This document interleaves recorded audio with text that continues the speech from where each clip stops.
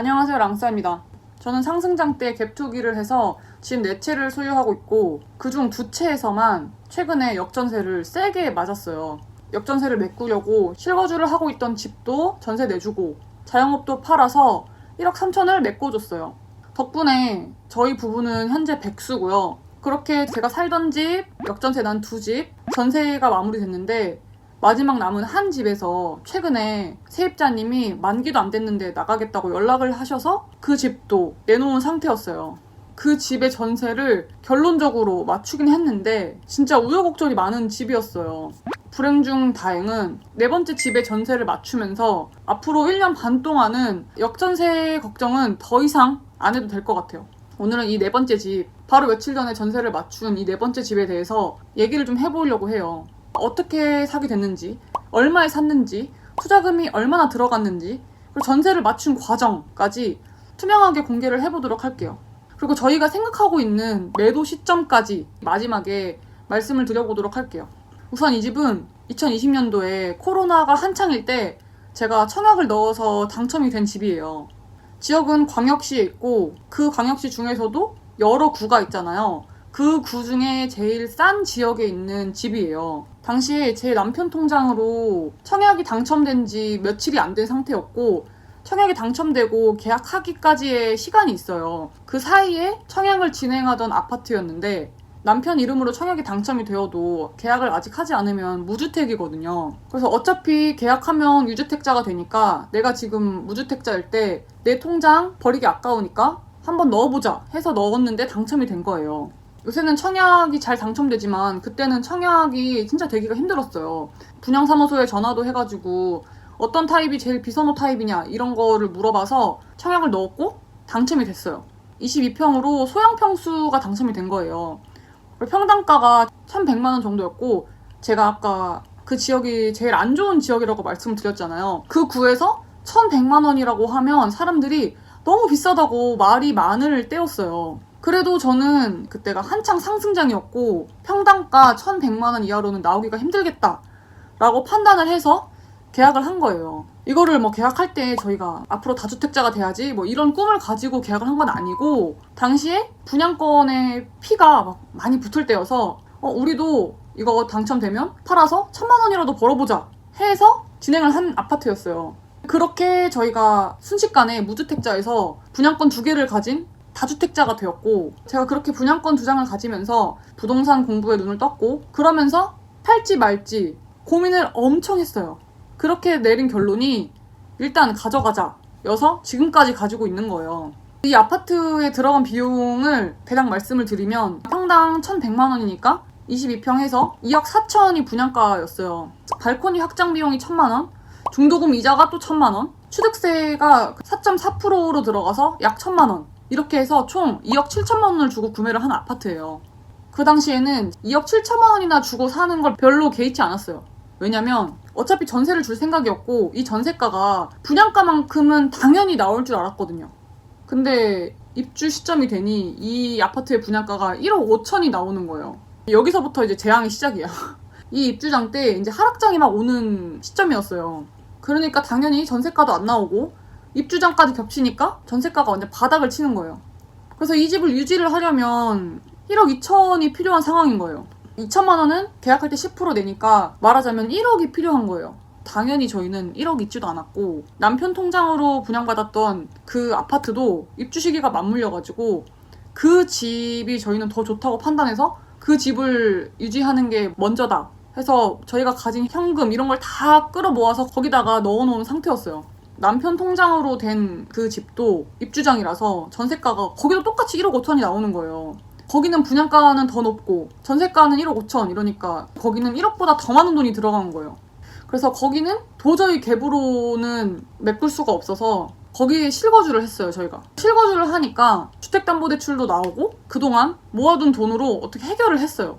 제가 집을 4채를 가지고 있는데 이 하락장이 오면서 계속 하나 터지면 하나 메꾸고 메꾸면 또 터지고 터지면 또 메꾸고 막 이런 삶이 계속 반복인 거예요. 몇 년째 그런 삶을 살고 있죠. 하락장이 이렇게 금방 올 줄 몰랐어요. 당연히 전세가로 분양가를 상쇄할 줄 알았는데 몰랐죠. 어쨌든 계약금을 날릴 수는 없으니까 대출을 좀 받아보려고 했는데 개인적으로 대출을 받으려고 알아보니까 당연히 큰 돈은 나오지도 않고, 왜냐면 이미 대출이 좀 있었거든요. 그래서 대출은 안 되고, 그렇다고 그 집을 담보로 주택담보대출을 받으면 전세입자를 못 받아요. 아시다시피 전세를 들어갈 때 전세보다 선순위가 있으면 전세는 안 들어오거든요. 원분양자여가지고 주택담보대출을 해준다고는 해서 월세를 놨어요. 감정가의 60%인 1억 8천을 받은 상태였고, 월세로 이자를 충당할 수 있을 것 같았어요. 그때도 희망회로를 돌린 거죠. 전세가는 박살이 났어도 월세는 잘 나가겠다. 우리가 주택담보대출이 1억 8천이 나왔다는 건 이걸 계속 유지하라는 하늘의 계시다. 죽으란 법은 없다. 이렇게 생각을 했어요. 그 구가 좋지 않은 동네니까 아파트들이 다 낡았어요. 근데 그 낡은 아파트들도 당시에 최소 50만 원 이렇게 받던 때였는데, 내 집은 신축인데 당연히 그거보다 훨씬 많이 받겠지라는 생각에 3천에 70만 원을 내놨어요. 1억 8천만 원을 받으면 이자로만 다달이 69만 원씩 나오는 거예요. 그럼 이걸 상쇄하려면 70만 원은 받아야 이게 딱 맞잖아요. 계산이 빠른 분은 아시겠지만 2억 7천만 원 분양가에 2천만 원은 계약금으로 넣었고, 그리고 2억 5천이 남은 상태에서 1억 8천만 원 대출을 받으면 7천만 원이 필요한 거예요. 저희가 보증금 3천에 70을 내놨으니까 최소 4천만 원이 필요한 거예요. 다행히 이 4천만 원은 사업자 대출을 받아가지고 해결을 했어요. 그 집이 지금 빚으로 쌓아 올린 집인 거예요. 전세를 받았을 때는 대출금을 더 많이 땡겨야 했기 때문에 월세를 놓은 거예요. 그렇게 월세 손님이 나타났어요. 근데 이게 저희가 간과한 게 뭐냐면, 손님이 오면 무조건 깎아요. 그 생각을 못 한 거예요. 그분은 2천에 60까지 깎아달래요. 그러면 보증금도 1,000만 원 깎이지 월세도 10만 원 깎이는 상태인 거예요. 근데 거절을 못 하겠더라고요. 왜냐면 이 손님을 놓치면 또 언제 올지 모르잖아요. 지금 입주장이고 잔금 치는 날이 다가오고 있고, 이 잔금 못 치면 90%, 약 2억 정도를 마련을 해서 내야 되는데 그건 완전 불가능한 상태니까 이렇게라도 내야겠더라고요. 사장님한테 에어컨 설치해드릴 테니까 2,500까지는 받아달라고 해서 2,500에 60을 맞췄어요. 이자로 저희가 충당하는 금액이 9만 원씩 나가는 상태였어요. 이미 마이너스인데 이자를 내면서 이 집을 유지할 수 있다는 것 자체가 다행이라고 생각을 한 거예요. 안 그러면 2억을 잔금을 치던지 아니면 미리 내놓은 10% 계약금 날리는 상황이니까 그것보다 월세를 맞춰서 우리가 다달이 이자를 내는 게 더 나은 상황이라고 생각을 한 거죠. 보증금을 조금 깎았으니까 예산이 부족했고, 그 돈은 입주까지 시간이 좀 남아서 자영업하면서 그달그달 벌어가지고 겨우 메꿔서 잔금을 다 쳐줬어요. 그렇게 2억 7천만 원에 주담대 1억 8천을 받았고, 보증금 2,500만 원을 빼면 7천만 원 정도의 투자금이 들어간 상황이에요. 그래서 저희가 이 세입자가 2년 뒤에 나갈 때는 무조건 금액이 회수가 되는 선에서 전월세를 맞춰야지 이렇게 생각을 하고 있었어요. 생각보다 세입자분이 이제 빨리 연락을 하셨고, 그분이 연락을 하셨을 때 이미 1년을 산 상태여서 입주장이 아니잖아요. 그래서 돈을 좀 올려받을 수 있다고 생각을 했어요. 매물을 좀 찾아보니까 2년이 안 된 상태라 매물도 별로 없더라고요. 보통 전월세 들어가면 2년 계약이니까 2년이 지나면 매물이 많이 나오는데 1년밖에 안 지나서 진짜 그 전월세 매물이 귀한 거예요. 좋은 가격에 맞출 수 있겠다 해서 일단 전세, 월세 금액을 저희 돈이 한 푼도 안 들어가도록 세팅을 해놨어요. 최근에 역전세 3천만 원 난 것도 메꿔주고, 더 이상 우리 돈이 들어가면 저희의 금전 계획에 타격을 좀 크게 입는 상황이었어요. 사장님이 그 금액이 절대 안 나갈 거라고, 이 광역시에 입주장도 많고 이 아파트가 그 정도의 가치를 하지 않는다 뭐 이러면서 엄청 부정적이신 거예요. 저희는 말도 안 되는 금액으로 내놨다 이렇게는 생각하지 않았어요. 입주장이라는 게 같은 구에 있지도 않았고 다 멀리 있었어요. 그리고 그 입주하는 아파트는 전세가가 아무리 떨어져도 제가 내놓은 전세보다는 비쌌거든요. 사람들이 선택을 할 거 아니에요. 좋은 구에 가서 좀 비싼 전세를 살 것인지, 좀 떨어지는 구에 와서 조금 저렴하게 살 것인지, 이런 결정을 할 거 아니에요. 저는 제가 내놓은 금액에 대한 수요가 분명히 있을 거라고 생각을 했어요. 그리고 세입자 만기가 거의 1년 가까이 남아있었기 때문에 시간에 대한 압박이 없었어요. 그래서 나갈 때까지 기다려보자 하는 마음이 있었죠. 얼마에 내놨냐면 주담대 원리금으로 82만 원 정도가 나가고 있으니까 월세는 3천에 80은 받아야겠다고 얘기를 했고, 전세는 KB 시세의 90% 미만인 2억 2천에 맞춰서 내놨어요. 사실은 저희는 더 받고 싶었는데 이전에 역전세 이슈가 전세보증보험의 가입 유무에 따라서 손님이 올지 말지 결정이 되니까 그거를 고려해서 90% 미만인 금액을 내는 거예요. KB 시세가 2억 5천이었거든요. 그래서 2억 2천에 내놨어요. 사장님은 어쨌든 전세를 맞추고 싶으니까 하루가 멀다 하고 계속 깎아달라. 손님들이 비싸다고 안 들어온다. 계속 이런 식으로 연락이 오는 거예요. 그리고 세입자분도 지금 집을 비운 상태인데 월세는 계속 내고 있으니까 빨리 빼달라고 저한테 계속 연락 오지 이러니까 한 부동산에다가 맡기지 않고 다른 곳에도 그냥 더 내놔버렸어요. 기존 사장님한테 연락이 온 거예요. 기분이 나쁘대요. 본인이 세팅을 다 해놨는데 다른 데다가 매물을 내놓으면 어떡하냐고. 다른 부동산에 내놓을 거면 그 부동산 사장님들한테 본인 통해서 집 보라고 하시더라고요. 나름 노력을 한 건데 기존 사장님이 기분 나빠 하시니까 그냥 알아서 하라고 더 이상 내놓지 않았어요.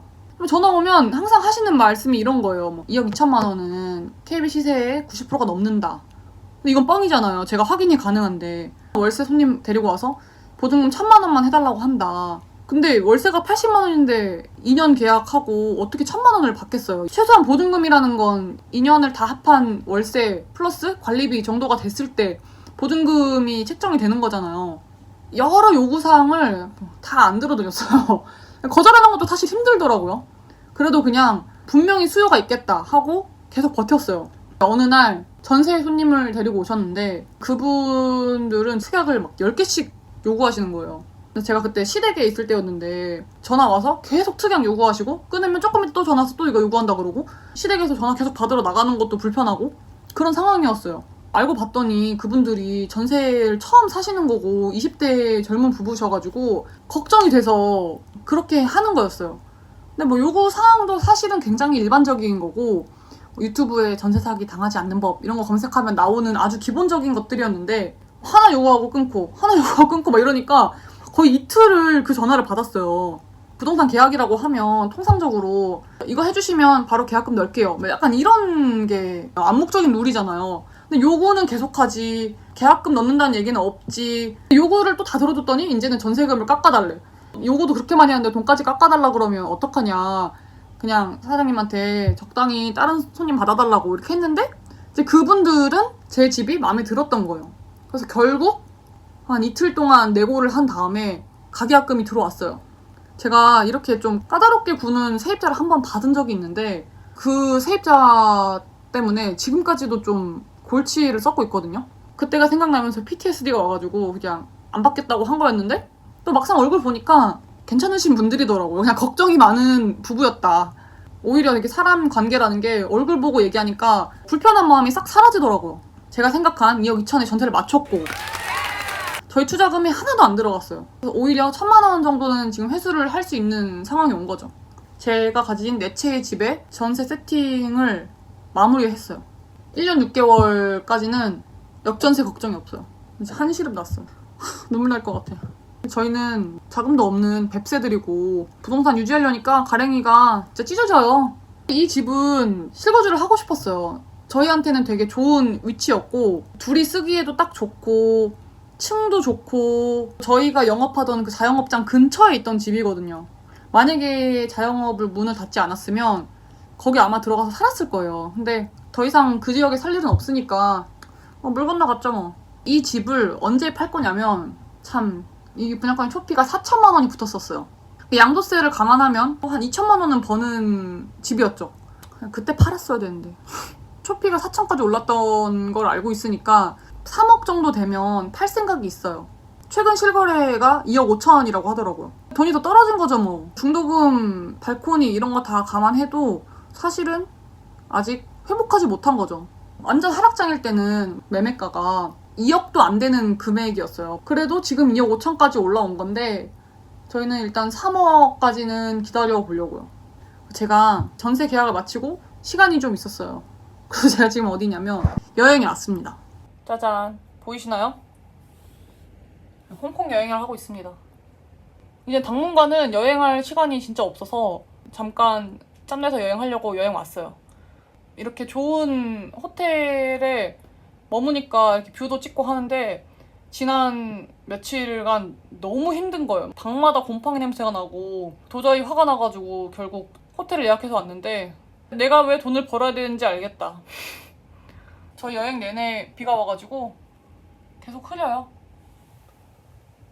여행도 다니고 살만하다 이렇게 얘기하시는 분들 있는데 뭐 그렇다기보다 몇 년 동안 못 다니기도 했고 돈이 그렇게 많이 들지 않아요. 이 비행기 값 20만 원밖에 안 하고 굉장히 싸게 왔거든요. 이 여행이 끝나면 진짜 당분간 뭔가를 배우고 자영업을 시작하고 이럴 계획이 있기 때문에 여행 못 다녀요. 진짜 마지막으로 왔습니다. 홍콩 시티뷰 한번 보세요. 여기는 좀 사람 사는 동네 같네. 여태까지 계속 힘들었는데. 네, 다음 영상에서 만나요. 안녕.